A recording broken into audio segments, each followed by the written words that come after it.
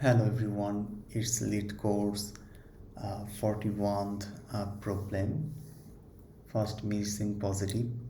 It's a hard problem, but if you understand it correctly, it's going to be a very easy one.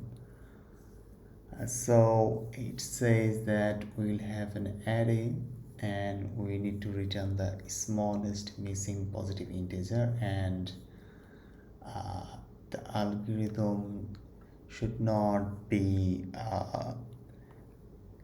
more than if we say that the big notation n, it's mean we can only use a for loop, not any nested for loop, if I going to simply say that, and also a constant extra space.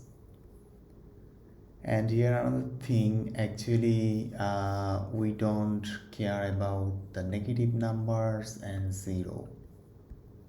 The first missing could be 1, or here is the thing, the maximum of the missing number is going to be if the length of the array is 4, or let's say 3, it's going to be the 4, or actually it's going to be within 1 to 4.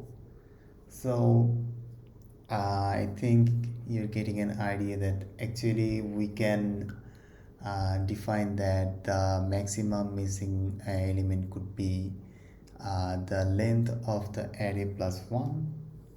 And now we actually simply need to check that within a hash map or dictionary, is any of the number between the 1 and the maximum index is missing or not. If it's missing, we're going to return it. And yeah, also we have